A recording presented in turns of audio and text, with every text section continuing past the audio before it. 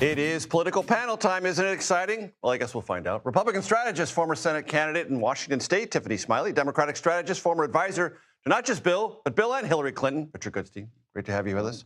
Mark Sanford, member of Congress, governor, famously was hiking or wasn't hiking or had an affair and then his political career crumbled, filed paperwork, running for Congress again. Tiffany? Yeah, I'm glad he's back. Why? He makes for great headlines, right? I know. I'm glad he's back. Why are you I'm glad he's okay. I mean, right, okay. Genuinely. And, you know, look, this is America. So second chances, anyone third can chances, be anything, maybe fourth chances. Do anything. And so I guess welcome back. And if the voters want him, I mean, they have the ultimate decision. So we shall see. As someone who worked for Bill Clinton, you know what second chances are like, and you know what it means to tell a hard story to constituents and have them rally around you. Absolutely. But, you know, so balanced budgets were his jam. Yes, right. That seems kind of quaint these days, don't you think? And nobody, Mark, nobody talks about that anymore. Exactly. So if you get to Washington, don't bring that up because nobody will give you an ear. And unrelated to that, he got crosswise with Trump. So the notion that somehow or other he's going to get real traction, we'll see. Very much uphill. Yeah.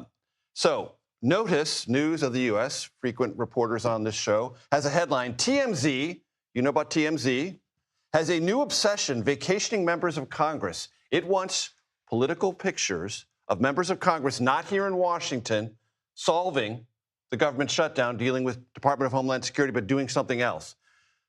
This has potential to catch on, don't you think, Richard? I'm surprised it hasn't caught on by already. now. Before, yeah, with the ubiquity, TMZ, where have you been? With the ubiquity of cell phones and cameras and everything, honestly, I'm surprised that we haven't caught more people doing awkward things by now. Having Lindsey Graham carry that toy around Disneyland or Disney World doesn't seem like the worst thing that we'll actually end up seeing if this catches on. But if we get to the point, Tiffany, where TMZ and politics become synonymous in Washington, either it's going to be a very exciting place or a suddenly very boring place. Well, I think it will be very exciting. I think they will have a lot of content to work with. But honestly, from a perspective of the American people, we want to see Congress held accountable. It's kind of exciting in a way. I'm looking forward to following them. I'm looking forward to being, engaged with it because Congress should be back here right now working. Yes. They should not be on vacation.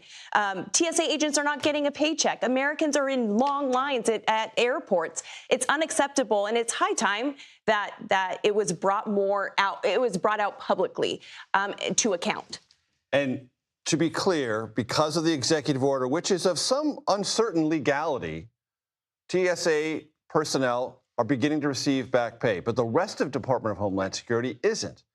And I know both of you have your talking points on this, but to Tiffany's point, Richard, Congress isn't here, and it ought to be. 100%. And look, the Republicans now own this, right? The Senate unanimously passed something that would have funded. That was negotiated with the White House. Exactly. According to Schumer and Thune. Right. So then, the Speaker over in the House basically can't keep his right wing in check, and they were going to throw a fit and revolt, and so now you have still all these long lines. So on top of inflation, on top of goons on the streets shooting people, on top of now a very unpopular war, you've got these long lines that will not go away, and people now know whose responsibility it is, rightly or wrongly, but that's where we are. Tiffany, you can't answer this. Richard, you can't answer this, but I'm going to ask it anyway because that's my prerogative. Do you think a month from now we will continue to be talking about the war with Iran? A month from now? Absolutely, we will, because it's not just the war with Iran, it's also the Strait and being shut down. So Trump will not have exited by that time. I don't think we can put a timeline on it.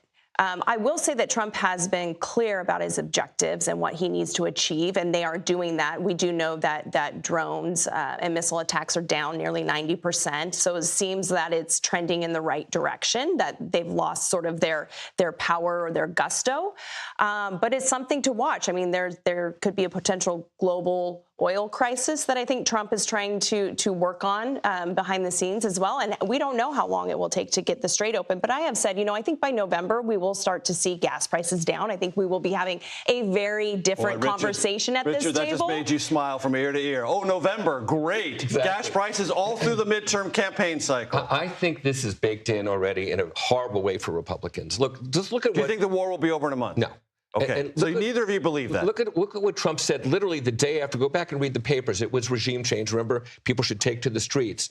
And he said today, we've had regime change, right? So he can define it That would any be way news he to many wants. of the long-suffering Iranians. Yeah. So we had an 86-year-old Ayatollah Khamenei, and now we have a 56-year-old Ayatollah Khamenei. So congratulations on that regime change. But Trump has met his objectives. I mean, their Navy is nearly dismantled.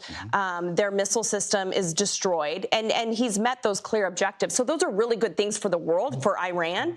And you know, I talked with Senator Cotton on Sunday, and he's anticipating that we will start to see this drawn down in weeks.